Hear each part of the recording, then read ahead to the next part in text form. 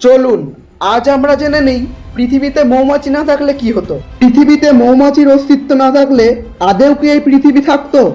আচ্ছা, আর দেরি না করে চলুন আজকের প্রতিবেদনে জানা যাক মৌমাছির সম্পর্কে।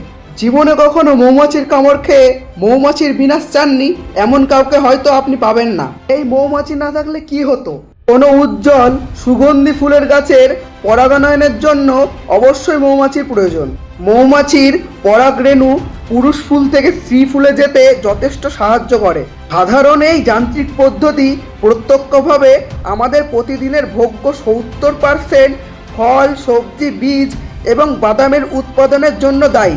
70%। একে অর্থে রূপান্তর করলে বৈশ্বিক কৃষি রাজস্বতে হবে $200 বিলিয়ন। আচ্ছা, এসব বাদই দিলাম। সকালে কি আপনার সুমধুর ঘুম ভাঙে কফির ঘ্রাণে? মৌমাছি কফিয়া অ্যারাবিকা নামক কফির পরাগায়নের মূল ভূমিকা রাখে।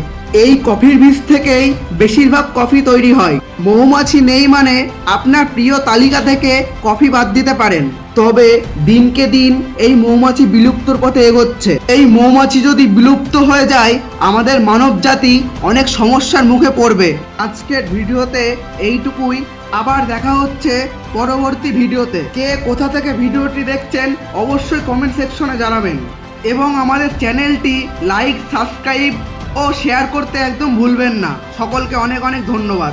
সকলে ভালো থাকুন, সুস্থ থাকুন, নিজের খেয়াল রাখুন।